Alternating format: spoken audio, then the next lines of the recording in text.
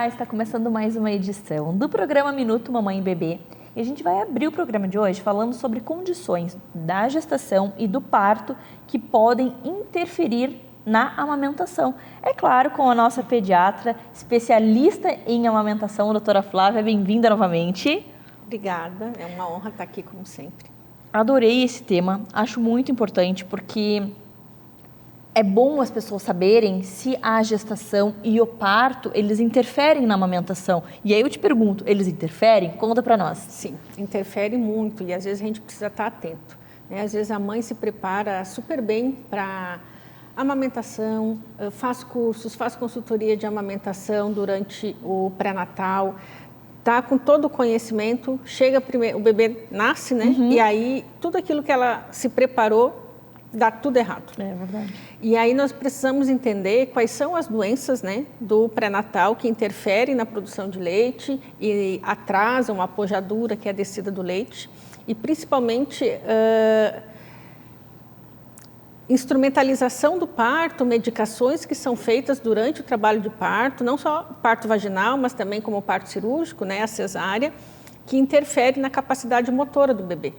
Então, tudo a gente pensa muitas vezes que a gestação, o parto, o nascimento e a amamentação são eventos separados, mas na verdade, se um não funciona bem, vai acarretar prejuízo em outro tipo, em outra parte desse sistema único, que é gestar, parir e amamentar. Olha só, então é um sistema único, eles estão interligados. Isso. Então, mães que têm pré-natal de alto risco, que têm pré-eclâmpsia, né, pressão alta na gestação, que tem hipotireoidismo, que tem diabetes gestacional, são mães que a gente precisa estar mais atento no nascimento, porque tem maior índice de separação da mãe e do bebê, de não fazer a hora dourada. A hora dourada pele a pele é fundamental para a amamentação. Por quê? Porque são mães que muitas vezes vão para cesárea de emergência, que durante o trabalho de parto o bebê entra em sofrimento fetal, em função das características da doença da gestação. No caso do hipotireoidismo na gestação, quando o hipotireoidismo ele não está bem controlado, que a mãe não está usando a medicação adequada ou não fez o diagnóstico, muitas vezes fez os exames no início do pré-natal, mas não fez a sequência de exames que o obstetra pediu, e isso acontece muitas vezes, o obstetra pede exames no primeiro trimestre, no segundo e no terceiro. A mãe acha que como os exames estavam tudo bem no primeiro e no segundo, ela deixa de fazer os exames no terceiro trimestre e às vezes passa despercebido um hipotireoidismo. O hipotireoidismo ele afeta diretamente a produção de leite, porque os hormônios tireoidianos desequilibrados, eles fazem com que o receptor da prolactina não reconheça bem o hormônio da produção de leite. Então isso tudo afeta. Assim como medicações utilizadas no trabalho de parto afetam a capacidade motora do bebê. Então, é um bebê que vai ter dificuldade de pega, é um bebê que tem a sua capacidade de sugar reduzida. E aí vai desde a analgesia de parto, né? A analgesia de parto é aquela analgesia que é feita na coluna da mãe, mas que a mãe continua mexendo a parte motora, mas que reduz as dores do trabalho de parto. Então, se essa medicação for feita, né, num período dentro de 4 horas até que esse bebê nasça, isso vai interferir na capacidade motora do bebê, porque mesmo que seja uma pequena quantidade de medicação que é feita no sistema epidural da mãe, vai ser absorvido na corrente sanguínea e vai interferir a capacidade motora. Então, as primeiras 24 a 72 horas são fundamentais para a produção de leite. O bebê precisa sugar na mama. E caso ele não possa sugar, isso vai reduzir a capacidade que a mãe teria de produção. E isso pode ser uma redução que vai durar quase toda a amamentação.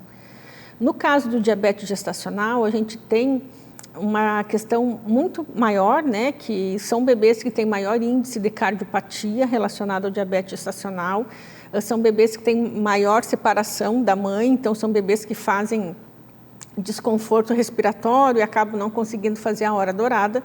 Então, essa separação prejudica a descida do leite, a vinda do colostro, o estímulo da mama. Então, obstetras, anestesistas, pediatras precisam estar protegendo todo esse processo de nascimento e evitar o uso de medicação desnecessária ou até mesmo procedimentos desnecessários mesmo. Acelerar muito o processo de parto vai fazer com que faça mais medicação e que acabe complicando mais ainda a amamentação dessa mulher. Às vezes a gente fica, por que não deu certo ali na amamentação? Por que meu leite demorou para descer? Por que meu bebê não sabia, não tinha força para sugar? Então, quando a gente pensa que não é só nasceu o bebê agora que começa a pensar em amamentação, quando a gente se dá conta que existe 9 meses já ali envolvendo esse processo, aí a gente se preocupa mais. Sim. Porque toda a gestação e todo o trabalho de parto e o nascimento, eles têm ligação. Tem ligação. E se a gente, cada ruptura que a gente faz nesse processo, a gente dificulta mais a vida desse binômio. Maior vai ser a dificuldade dessa mãe. Então, uma mãe que teria um parto natural, fisiológico, que acaba tendo muita intervenção, acaba indo para uma cesárea, ela vai ter mais dor, vai usar mais medicação, e essa medicação, de alguma forma, vai interferir no processo de amamentação. Então, o pré-natal, ele é fundamental que seja feito o quanto mais precoce possível, que os exames solicitados, né, pelo obstetra sejam realmente feitos e que sejam obstetras humanizados, né, que entendam o processo de parto, o processo daquela mulher. E a favor da amamentação. E a favor da amamentação. Né? E cada vez mais a gente precisa trabalhar com a obstetrícia a questão de entender que o que for feito para esse bebê nascer vai interferir no aleitamento. Nossa, adorei. Muito obrigada por trazer essas informações, por nos ajudar a entender, porque muitas pessoas não têm essa noção. Não, o que está acontecendo agora é agora, depois é depois. Depois se vira. Exatamente. Não dá para deixar o depois se vira, senão depois essa família vai sofrer muito. E às vezes, para conseguir ficar em aleitamento exclusivo, vai demorar 1, 2 ou 3 meses. Imagina. Então, assim, muito bom saber que todo o pré-natal, que o nascimento, que tudo isso tem uma ligação e que para a gente conseguir defender a amamentação, a gente tem que alertar as pessoas e os profissionais da saúde para tomarem cada vez mais cuidado com todos esses processos, Sim, né, Flávia? Com certeza. Seguir as boas práticas do parto e nascimento, permitir que a mulher tenha, né, um acompanhante da sua escolha, isso é fundamental para proteger a amamentação, por incrível que pareça. Olha só. Muito obrigada e até o próximo encontro. Até. Muito obrigada. Eu quero te perguntar como é que é o seu relacionamento com a sua sogra, com a sua mãe, com os avós dos seus filhos. Hoje, a nossa psicóloga querida veio falar um pouquinho para nós sobre esse assunto e nos ajudar a entender e nos dar dicas também de como conciliar essa relação com os avós. Lu, bem-vinda novamente. Obrigada, Mari. Achei esse tema muito bom, como todos que vocês trazem, mas eu acho que é muito importante a gente falar um pouquinho sobre isso.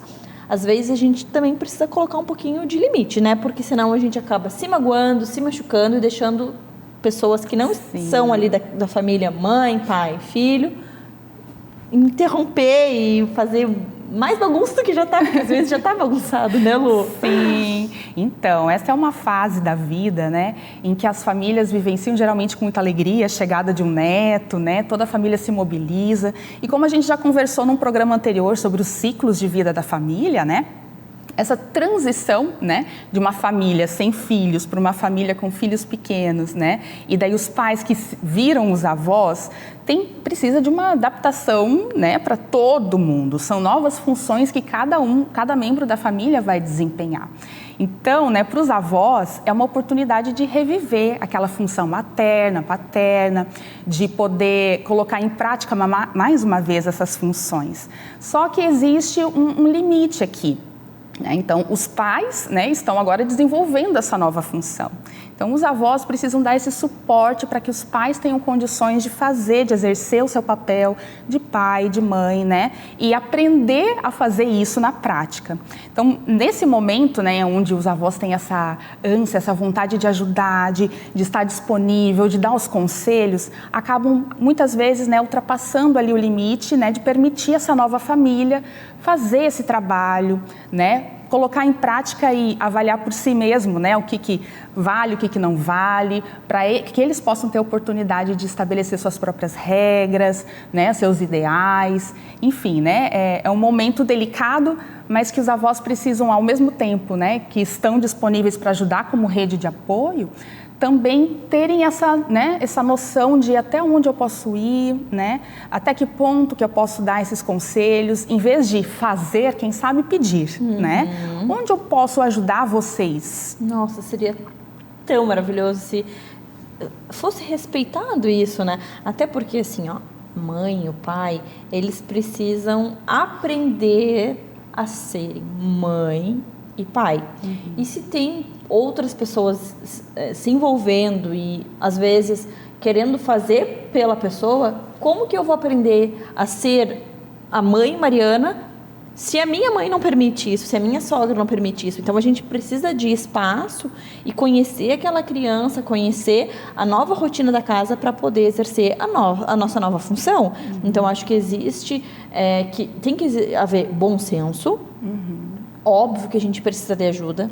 Sim. Óbvio que toda ajuda é bem boa, é bem-vinda e boa, mas eu acho que também tem que ser respeitada e tem que pedir licença, posso te ajudar? Agora não é assim, eu vou decidir, não. Quando tinha 4 meses, meu filho tomava chazinho quando isso é cólica, eu vou lá e vou fazer, sabe? Então, não se dá chá para criança, se espera até os 6 meses, é só o aleitamento materno. Então, a gente tem que conseguir mostrar para essas avós também que as coisas são diferentes e que agora eu estou no papel principal. Isso. E existe ainda, né, no meio disso tudo, um conflito entre as gerações, né, que aprenderam a fazer de maneiras diferentes, né, que tem um contexto cultural, social diferente do que foi dos avós.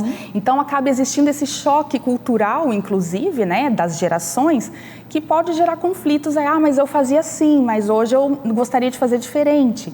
Então, os avós também precisam estar abertos para essas novidades, né? Parar de falar que é frescura. Sim, conhecer mais. Inclusive, existem hoje, né, espaços em que se trabalha com os avós, né? Essa modernidade, os avós contemporâneos, né? O que tem se falado sobre maternidade, paternidade, os estudos avançaram muito, né? Então, a gente vê que hoje esse é um assunto que é muito mais falado, inclusive, né, pelas redes sociais. Então, os avós também precisam ter essa abertura, né, para poder receber esse novo, ao mesmo tempo que também os filhos, né, que agora são pais, também podem entender nessa geração passada. Com certeza. E abrir um diálogo aí para que tudo seja combinado, negociado, né? E é muito importante que isso aconteça, inclusive, para que a criança não se sinta perdida. Quem que eu vou obedecer? A minha avó disse que eu posso comer doce e tomar refrigerante quando eu vou na casa dela, mas a minha mãe e meu pai não permitem. Então, tem que existir uma conversa entre os pais e os avós. Olha, nós vamos seguir essa linha. Isso. Não queremos que ele coma isso, que ela coma aquilo, que seja assim, que seja, né? E aí existe uma conversa, combinados, para essa criança não ficar perdida. Claro. E assim, né, existem crianças que convivem esporadicamente com os avós. E daí sair um pouco da regra esporadicamente é uma coisa. Agora, no cotidiano, na rotina, né, se os avós fazem parte da rede de apoio de cuidado diário dessa criança, é muito relevante, muito importante que essa conversa exista. Para a criança não se sentir, mas eu posso ou não posso fazer isso, né? Então, isso precisa ser muito bem conversado, negociado, né? Pensando no melhor, né, bem-estar da criança, né? E da família num todo, para que todos possam conviver, porque claro, pode chegar no momento em que a pessoa vai dizer, eu não quero mais manter contato, porque está desgastante, porque está me fazendo sofrer. Então, a gente tem que pensar que a gente não quer isso. Nós queremos que as crianças convivam com os avós, mas para isso tem que ser uma relação saudável.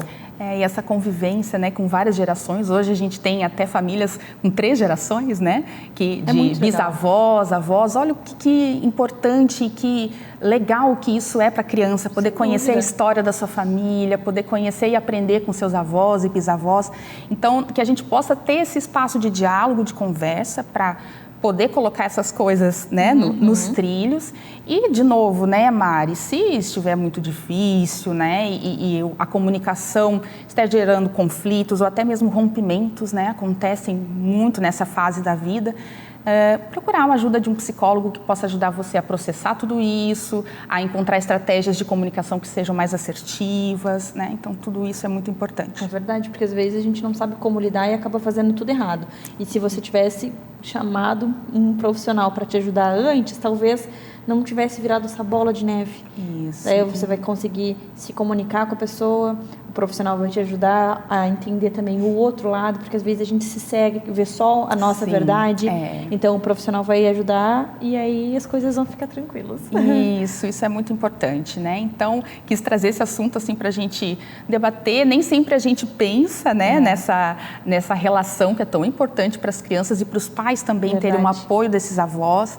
Então, que a gente possa olhar com isso, né, para essa situação com carinho, para que as famílias possam trabalhar juntas e se desenvolver, né, no seu melhor potencial. Verdade, Lu, muito obrigada. Adorei e eu espero que você tenha gostado. Se você está passando por esse momento, se você se identificou, se está tendo alguma dificuldade aí na relação com a sua mãe ou com a sua sogra, entre em contato com as meninas do Mãe Sem Censura, que eu tenho certeza que, como um passe de mágica, elas vão ajudar você a ter um relacionamento mais saudável, que é o que a gente espera. Obrigada, querida. Até o próximo encontro. Até. Obrigada. Você sabe quando a fisioterapia respiratória é necessária para o seu filho? Você sabe identificar? Sabe quais os sintomas que eles apresentam? Quais os sinais? A nossa fisioterapeuta está aqui para nos ajudar a entender um pouquinho melhor sobre esse assunto. Bem-vinda novamente ao nosso programa. Ai, muito obrigada. Fala um pouquinho para nós, então, sobre esses sinais, porque agora mudança de temperatura, um pouco tá frio, um pouco tá calor, e aí quando que a gente sabe que ele está precisando de uma ajuda ali, uma fisioterapia, para melhorar nessa parte da respiração?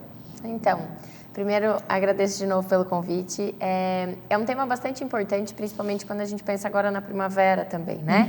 Tem essa questão de mudança que faz com que a criança, muitas vezes, não consiga responder de uma maneira tão favorável a essas oscilações climáticas. Também tem a dificuldade de colocar roupa, tirar roupa, tudo isso fica difícil. Quando a gente pensa nas crianças pequenas, muitas vezes os sinais de desconforto respiratório são diferentes do adulto. Então, o adulto, muitas vezes, é um sinal mais evidente de que, por exemplo, está com falta de ar, ou que tem muita secreção, ou não consegue fazer uma caminhada, por exemplo, porque fica muito cansado. Só que daí, quando a gente pensa num bebê, numa criança menor, muitas vezes os sinais são um pouco mais sutis, quando a gente pensa, assim, olhando em casa, né? E, às vezes, pode passar despercebido. Se a criança está de roupa, por exemplo, pode até passar despercebido. Então, pegar um exemplo, assim, a criança... A hora que a mãe está trocando a fralda ali, reparar se a criança faz alguns sinais de retração, que a gente fala, que é quando afunda essa musculatura aqui no tórax. Então, não é natural, não é normal que a costela da criança apareça, que fique muito saliente. O esperado é que tenha ali a barriguinha e que seja essa a configuração do tórax da criança. Agora, quando a mãe está trocando a fralda e perceber que essa parte da costela está muito evidente, né? Esse ossinho fica muito marcado, ou a barriga entra quando a criança está respirando, ou a criança faz um ruído quando vai dormir, por exemplo, faz um sonzinho assim mais alto, fica com a boca mais aberta. São alguns sinais que já indicam que talvez essa respiração não esteja da melhor forma acontecendo. Entendi. Então, dormir com a boca aberta não é Então, já pode ser um indicativo. Lógico que pode ser que a criança esteja ali mais relaxada, abriu a boca. Não é uma coisa, assim, regular que sempre acontece, então não tem problema. Mas muitas vezes pode acontecer o seguinte... o nariz pode estar congestionado, ele pode estar com secreção ali, ou pode ser que essa respiração não esteja sendo de uma maneira leve, né? A gente usa uma expressão de que para a respiração ser um pano de fundo na nossa vida e não o ator principal, assim, é como se para a nossa vida seguir normalmente, a gente precisa que essa respiração continue as nossas atividades naturais e não limite nenhuma atividade.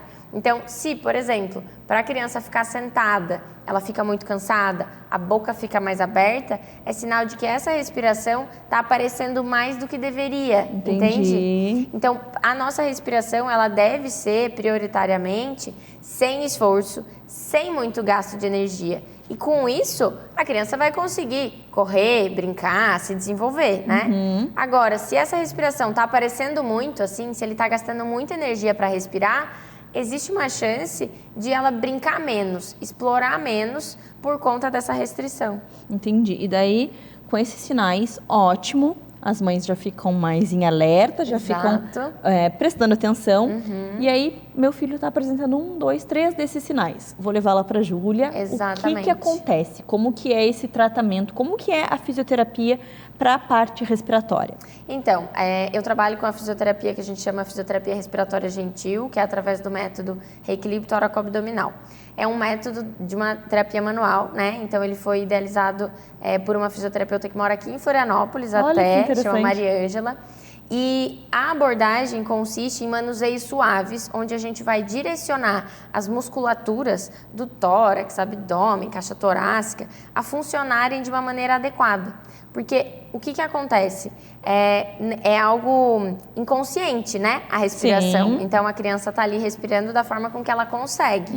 Então, primeiro, a gente faz uma avaliação para ver quais são esses sinais, o que está realmente interferindo e que tipo de ajuda a criança precisa. E daí a gente vai fazendo a escolha dos manuseios indicados e necessários para favorecer esse desenvolvimento. Então, a gente pode auxiliar que esse abdômen funcione melhor, que a criança fique menos tensa na região aqui do pescoço, que essa musculatura do tórax aqui funcione de uma maneira mais efetiva. E isso vai interferir diretamente no desenvolvimento. Porque se o meu abdômen não está funcionando tão bem, talvez eu não consiga engatinhar. Se a minha estabilização do tórax não está funcionando tão bem, talvez eu não consiga ficar tanto tempo sentada, por exemplo. Tudo interligado, né? Exatamente. E uma coisa que eu pensei também, assim, a gente fala muito em prevenção. Não esperar acontecer algo para procurar um profissional. Então, por exemplo, no inverno, a criança apresentou muita dificuldade respiratória, teve muitos problemas, muitas crises, e agora chegou o verão, de repente deu uma melhorada. Não seria interessante o pai ou a mãe já buscar um profissional para ir cuidando de toda essa parte, de toda essa área, para quando vier o inverno novamente, já está tudo mais no lugar? Com certeza, com certeza. A gente sempre fala que o melhor momento é o agora, né? Não esperar ter uma crise. Mesmo quando a gente pensa numa criança que tenha algo pulmonar mesmo, por exemplo, asma, sempre é bom fazer isso de uma maneira preventiva, né? Não esperar chegar numa crise. Até porque o inverno já vai potencializar muito, né? Já vai deixar tudo mais difícil.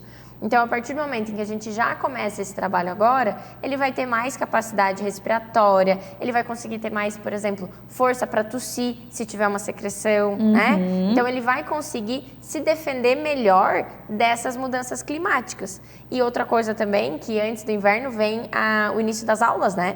E muitas vezes, no retorno às aulas, tem a questão de uma criança fica resfriada, a outra também fica. Então, como que essa criança consegue dar conta, né? Para responder a esse resfriado e se recuperar mais rápido. Isso também é uma coisa bem importante. É verdade. Então, assim, o que eu penso? Tem alguma dúvida?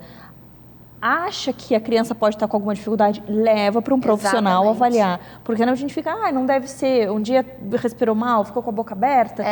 Então, leva para o profissional, leva na Júlia, que ela faz a análise e ela vai ver. Não, realmente a criança está ok e não há necessidade. Sim. Não, vamos trabalhar assim, assim, assado, que daí vai ter um resultado ótimo. Exatamente. É muito melhor do que a gente ficar pensando, daqui a um pouco vai passando muito tempo e aí agrava, vem uma situação bem mais difícil de trabalhar. Exato. E assim, é sempre melhor tirar da dúvida, né? Com certeza. Então, já teve várias crianças que eu avaliei e que não tinham indicação de físio, por exemplo. Ou que precisavam acompanhar com a pneumo, ou que precisava acompanhar com a otorrino, ou que precisava de uma demanda de fono, né? Mas o que é importante é identificar, então, diante dessa dúvida, leva para uma consulta, que daí eu vou fazer essa avaliação toda especializada ali, bem discriminada, e fazer esse encaminhamento do tipo, precisa de um acompanhamento ou não? Porque assim também a família vai ficar bem mais tranquila para seguir, né? Senão a gente fica com aquilo na cabeça sempre, aí vai passando. Então, exatamente. Eu sempre penso assim, tenho alguma dúvida?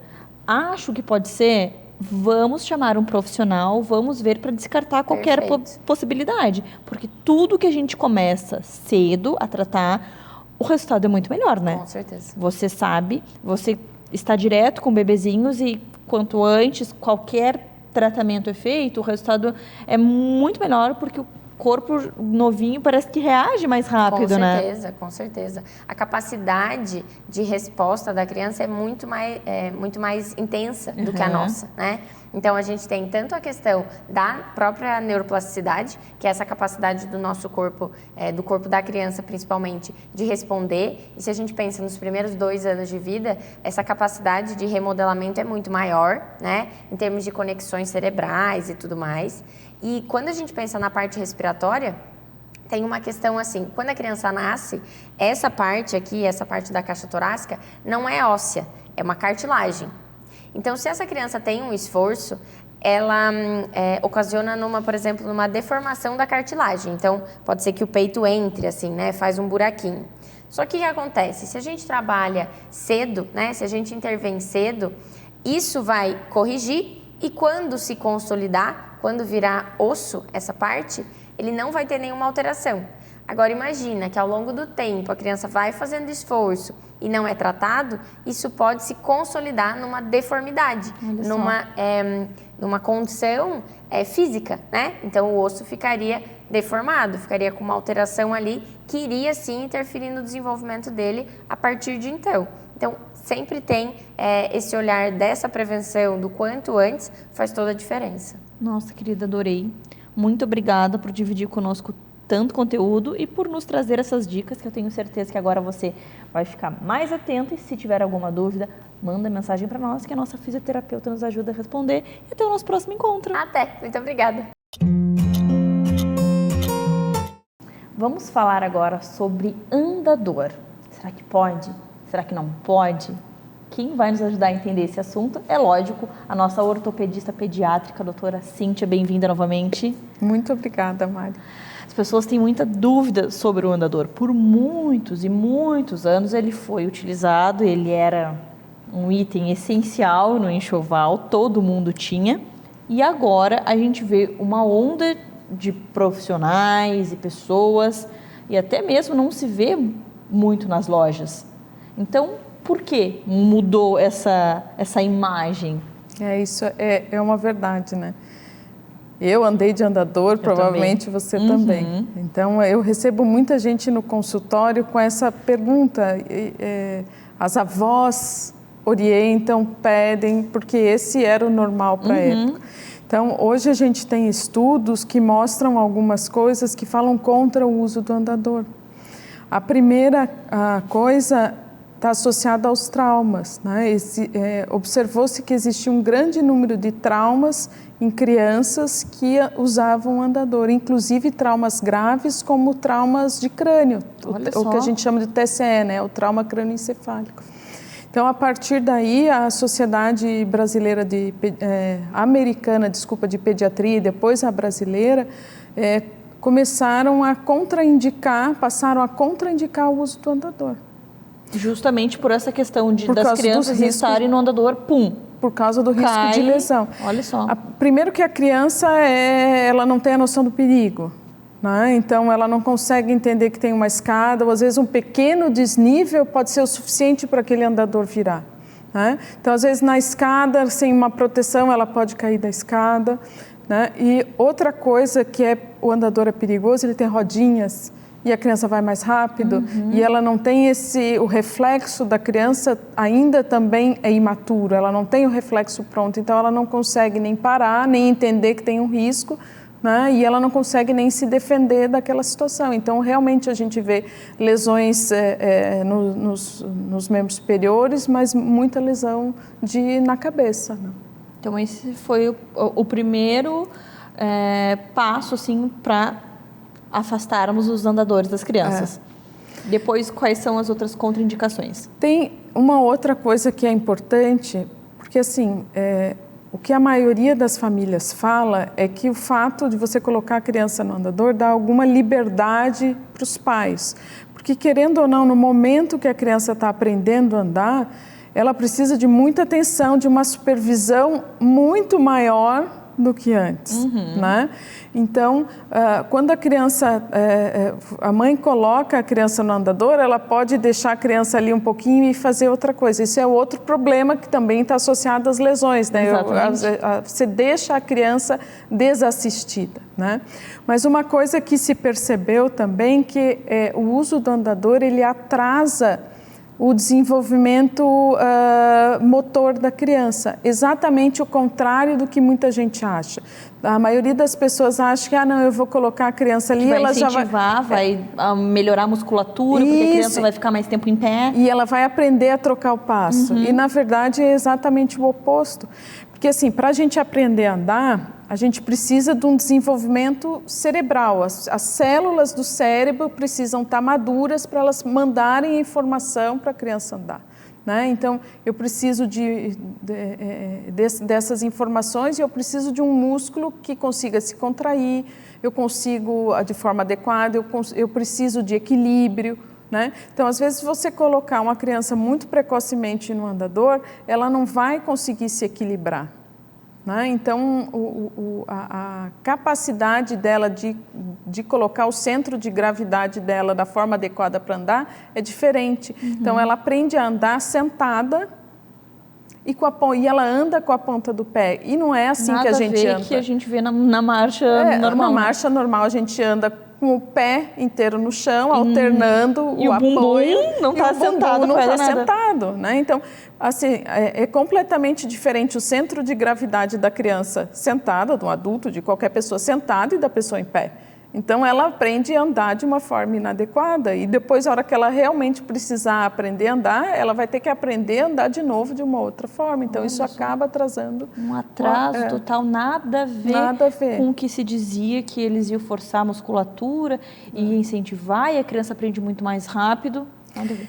Aqui tem uma outra coisa interessante que as mães ou as avós, às vezes, elas acreditam que a criança que anda cedo é mais inteligente, mas a gente não tem nenhuma associação da inteligência com o andar precoce, né? Então, o que a gente aceita como normal, o que é normal, o início da marcha é de 12 meses, de 1 ano até 1 ano e meio. A maioria das crianças anda com 1 ano, né? Mas existem algumas crianças que andam um pouco mais tarde, mas não deixa de ser nenhuma doença ou de ser uma criança menos inteligente porque andou um pouquinho mais tarde. Olha só. Então, assim, quando a gente pensa em andador, nenhum é legal, ou existe algo que as mães podem realmente utilizar e que não vá atrapalhar? Existe sim, existe um andador que é indicado, mas é aquele andador de empurrar. Nada a ver com sentar. Nada a ver com sentar. É um apoiador da marcha, é como se fosse uma muleta, né? Então, o que acontece? Eu vou pôr essa criança para usar esse andador específico quando ela estiver pronta para ficar em pé e para começar a trocar os passos. Ou seja, que momento é esse? Esse momento é aquele que a criança está sentada no tapete, ela se apoia no sofá e ela levanta. Ou ela começa a andar de sirizinho, assim, de ladinho, apoiada no sofá. Esse é o momento que essa criança vai ser beneficiada com o uso desse andador, esse apoiador de marcha, né? É muito comum, por exemplo, as crianças pegarem aquelas cadeirinhas de brincar, pequenininha, de plástico, elas vão empurrando aquilo. Nada mais é do que aquilo ali. É verdade. E na hora que ela percebe que ela já tem algum equilíbrio, que ela já tem uma capacidade motora melhor, ela começa a abandonar essa cadeirinha, esse andador, porque ela percebe que ela não vai precisar mais dessa muleta, né? Então, ela começa a andar sozinha.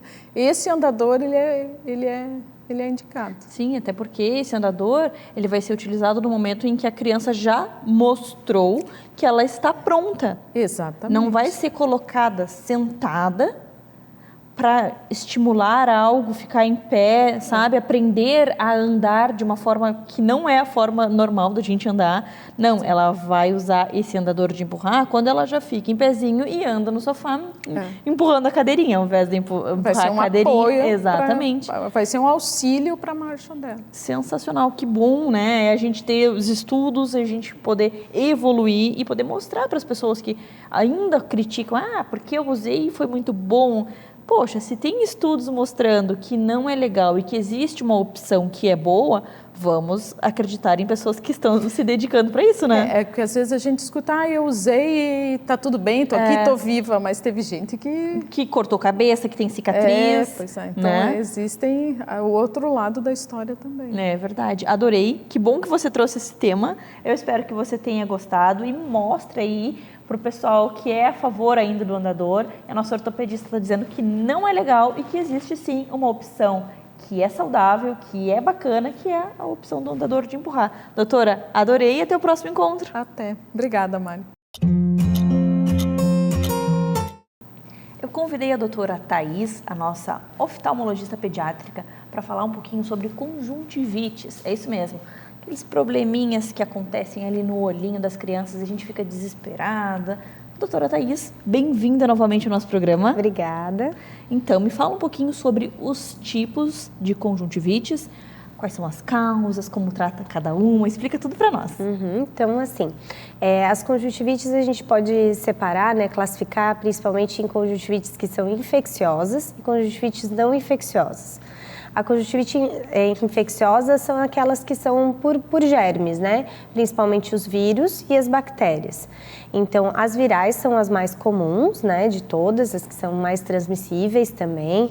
Então, é aquela olho vermelho, aquele episódio em que a criança chega com o olhinho vermelho, com sensação de areia, lacrimejando, coçando, e que às vezes acorda com o olhinho um pouquinho grudado, mas é uma secreção ainda que não é tão espessa, não é tão purulenta, é uma secreção mais aquosa, mais de lacrimejamento.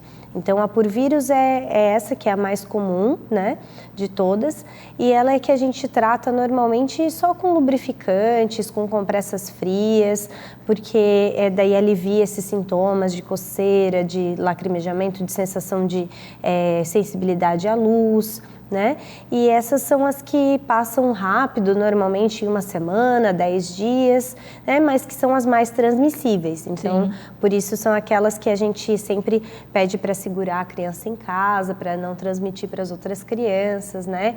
E também são as que passam muito para os adultos, né? Que os pais normalmente acabam pegando também.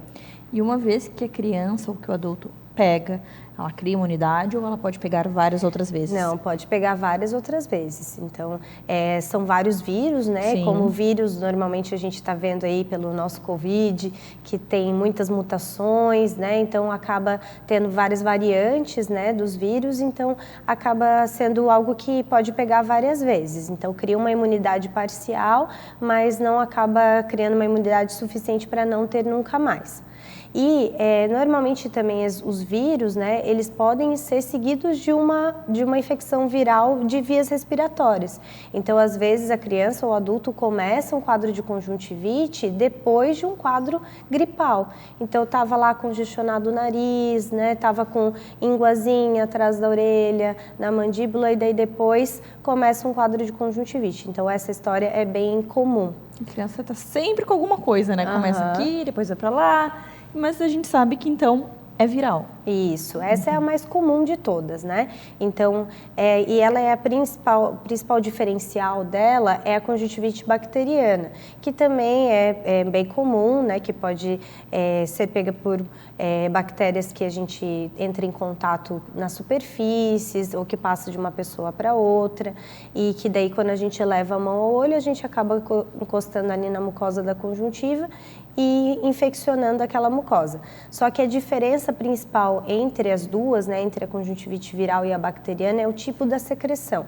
Normalmente a secreção por bactéria é uma secreção mais purulenta, é uma secreção mais abundante, a criança ou adulto também tem mais sensibilidade, fica com uma conjuntiva mais avermelhada, mais inchada. Quando acorda de manhã, o olho está geralmente colado. Isso com bastante secreção. E daí, então, por exemplo, assim, durante o dia, limpou o olho ali, dá um pouquinho, 5 minutos, já tem de novo. Logo em seguida já começa de novo. Então, é algo que é bem mais abundante, né? E com um aspecto bem mais purulento, mais esbranquiçado ou mais amarelado do que na conjuntivite viral, que é mais aquoso, é menos espesso. tá?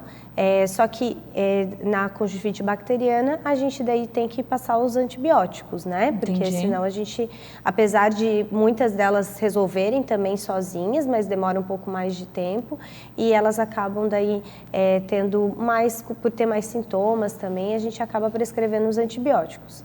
Né? Só que os antibióticos, claro, o ideal é sempre a gente prescrever depois de ter avaliado a criança na lâmpada de fenda, né? Que é aquele microscópio grande em que a gente coloca uma luzinha ali para ver, para a gente exatamente ver então, tem o diagnóstico certinho. Isso, que ela, apesar de ter uma história muito parecida com a história viral, a gente se preocupa mais exatamente pelo fato de ser bactérias envolvidas que a gente precisa prescrever antibióticos, né? E antibiótico a gente evita sempre prescrever sem necessidade porque cria resistência se a gente acaba usando muitas vezes, né? Com certeza. E daí no terceiro tipo, né, o tipo mais comum, terceiro tipo mais comum, mas que é não infeccioso, é a conjuntivite alérgica.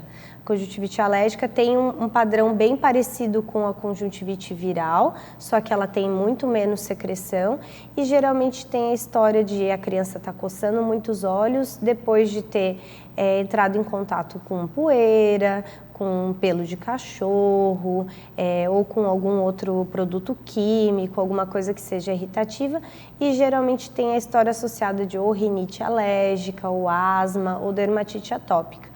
Então, é muito mais comum essa história já de outro componente alérgico, né? A gente brinca que é o combo da alergia, que é conjuntivite alérgica, com rinite alérgica e dermatite atópica. Nossa. Às vezes as crianças têm os três, às vezes tem um deles, claro. Mas acaba sendo um padrão que é até um pouco parecido com o de vírus, mas que geralmente não tem tanta secreção, não tem tanta descarga de lacrimejamento, né? E também por isso a gente tem que também examinar para poder prescrever o remédio certo, né? Entendi. Que daí a gente trata com antialérgicos. Claro. Tem mais alguma? Dentre as crianças, né, as crianças maiores e os adultos, essas três são as principais, né? Conjuntivite por vírus, conjuntivite por bactérias e as conjuntivites alérgicas. Aí, se a gente conversa sobre bebês, aí muda um pouquinho o padrão, porque a principal daí entre os bebês são as conjuntivites bacterianas, que são as bacterianas por DST, que daí são aquelas que pegam no canal do parto ou em contato com secreções da mãe na hora do parto.